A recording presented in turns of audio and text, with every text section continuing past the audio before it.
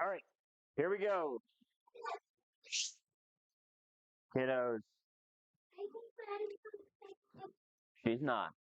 Okay, is everybody ready? All right, so tonight we are continuing Eight Cousins with chapter 14, A Happy Birthday. A Happy Birthday. The 12th of October was Rose's birthday, but no one seemed to remember that interesting fact, and she felt delicate about mentioning it, so fell asleep the night before, wondering if she would have any presents. That question was settled early the next morning, and opening her eyes, she beheld a little black and white figure sitting on her pillow, staring at her with a pair of round eyes very like blueberries, while one downy paw patted her nose to attract her notice. It was Kitty Comet, the prettiest of all the pussies, and Comet evidently had a mission to perform, for a pink bow adorned her neck, and a bit of paper was pinned to it, bearing the words, "For Miss Rose, from Frank." That pleased her extremely, and that was only the beginning of the fun, for surprises and presents kept popping out in the most delightful manner all through the day, the Atkinson girls being famous jokers, and Rose a favorite. But the best gift of all came on the way to Mount Windy Top, where it was decided to picnic in honor of the great occasion. 3 jolly loads set off soon after breakfast, for everybody went, and everybody seemed bound to have an extra good time, especially Mother Atkinson, who wore a hat as broad-brimmed as an umbrella and took the dinner horn to keep her flock from straying away. "I'm going to drive Auntie and a lot of the babies, so you must ride the pony. And please stay behind us a good bit when we go to the station, for a parcel is coming, and you are not to see it till dinner time. You won't mind, will you?" said Mac in a confidential aside during the wild flurry of the start. "Not a bit," answered Rose. "It hurts my feelings very much to be told to keep out of the way at any other time. But birthdays and Christmas it is part of the fun to be blind and stupid, and poked into corners. I'll be as ready as you are, Giglamps.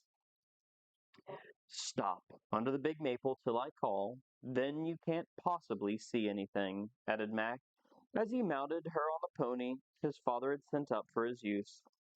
Barkis was so gentle and so willing, however, that Rose was ashamed to be afraid to ride him, so she had learned that she might surprise Dr. Alec when she got home. Meantime she had many a fine canter over the hills and far away with Mac, who preferred Mr. Atkinson's old sorrel. Away they went, and coming to the red maple, Rose obediently paused, but could not help stealing a glance in the forbidden direction before the call came. Yes, there was a hamper going under the seat, and then she caught sight of a tall man, whom Mac seemed to be hustling into the carriage in a great hurry. One look was enough, and with a cry of delight, Rose was off down the road as fast as Barkis could go. "Now I'll astonish Uncle," she thought. "I'll dash up in grand style and show him that I am not a coward after all." Fired by this ambition, she startled Barkis by a sharp cut, and still more bewildered him by leaving him to his own guidance down the steep, stony road.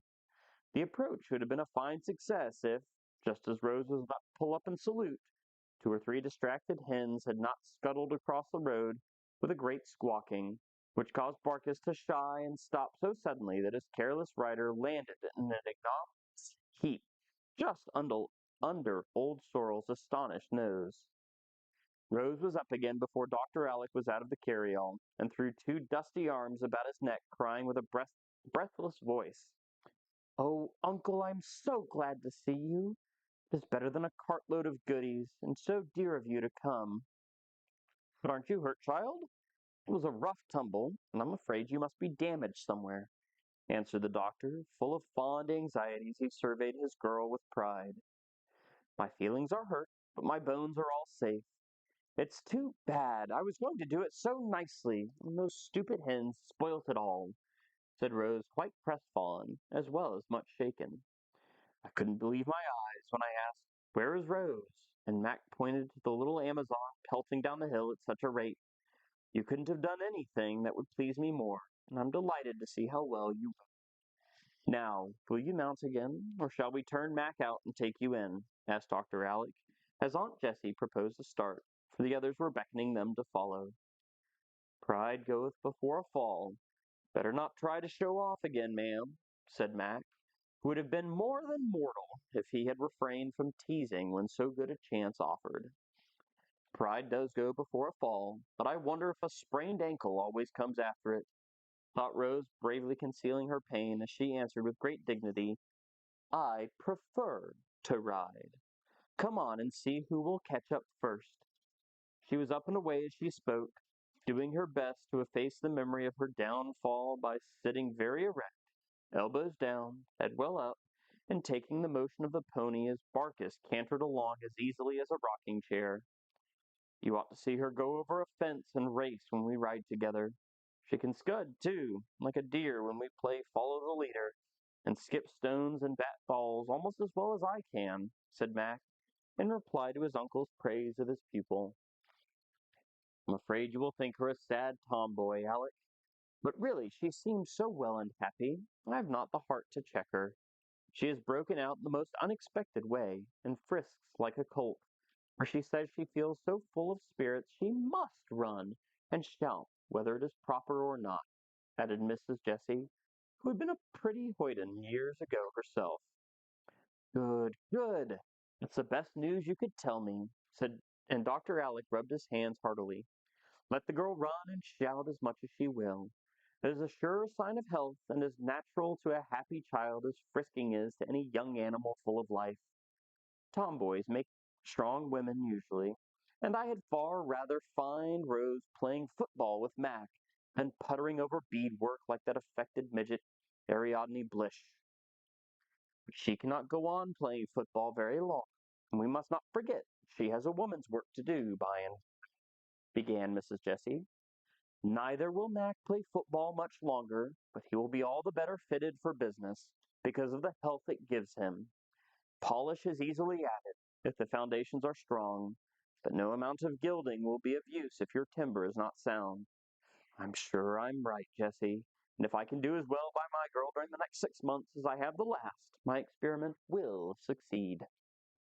It certainly will, for when I contrast that bright, blooming face with the pale, listless one that made my heart ache a while ago, I can believe in almost any miracle, said Mrs. Jessie, as Rose looked round to point out a lovely view, with cheeks like the ruddy apples in the orchard near by, eyes clear as the autumn sky overhead, and vigor in every line of her girlish figure.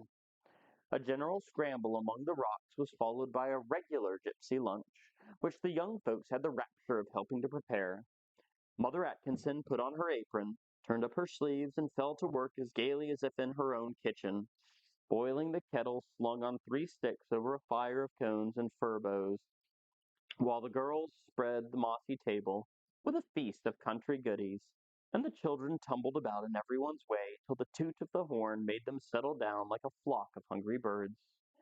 As soon as the merry meal and a brief interval of repose was over, it was unanimously voted to have some charades. A smooth green spot between 2 stately pines was chosen for the stage, shawls hung up, properties collected, audience and actors separated, and a word quickly chosen. The first scene discovered Mac in a despondent attitude and shabby dress, evidently much troubled in mind. To him entered a remarkable creature with a brown paper bag over its head. A little pink nose peeped through one hole in the middle, white teeth through another, and above 2 eyes glared fiercely. Spires of grass stuck in each side of the mouth, seemed meant to represent whiskers. The upper corners of the bag were twisted like ears, and no one could doubt for a moment that the black scarf pinned on behind was a tail.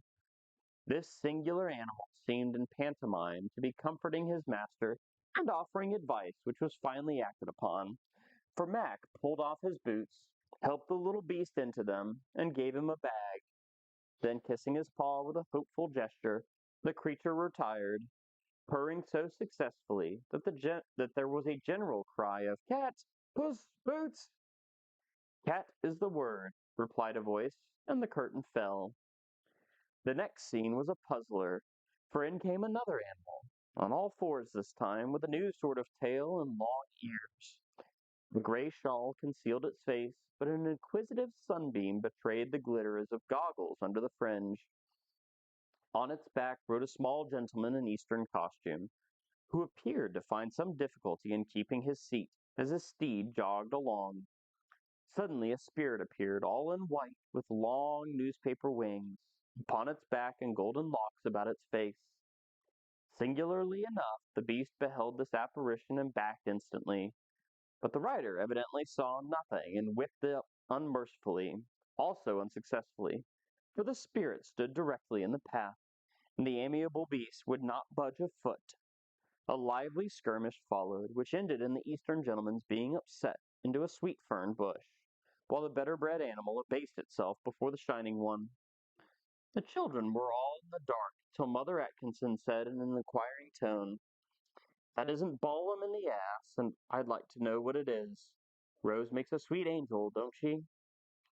Ass was evidently the word, and the angel retired, smiling with mundane satisfaction over the compliment that reached her ears. The next was a pretty little scene from the immortal story of Babes in the Wood. Jamie and Pokey came trotting in hand, and having been through the parts many times before, acted with great ease and much fluency, audibly directing each other from time to time as they went along. The berries were picked, the way lost, tears shed, baby consolation administered, and then the little pair lay down among the brakes and died with their eyes wide open and the toes of their four little boots turned up to the daisies in the most pathetic manner. "Now the wobbins tum, you be twite dead, Dimmy, and I'll peep up and see 'em," one defunct innocent was heard to say. "I hope they'll be quick, for I'm lying on a stone and ants are walking up my leg like fury," murmured the other. Here the robins came flapping in with red scarfs over their breasts and leaves in their mouths, which they carefully laid upon the babies wherever they would show best. A prickly blackberry leaf placed directly over Pokey caused her to sneeze so violently that her little legs flew into the air. Jamie gave a startled "Ow!" and the pitying fowls fled giggling.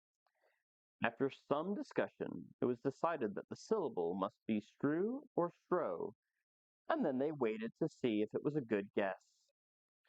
This scene discovered Annette Snow in bed, evidently very ill. Miss Jenny was her anxious mamma, and her merry conversation amused the audience, till Mac came in as a physician and made great fun with his big watch, pompous manner, and absurd questions. He prescribed one pellet with an unpronounceable name, and left after demanding $20 for his brief visit. The pellet was administered, and such awful agonies immediately set in that the distracted mamma bade a sympathetic neighbor run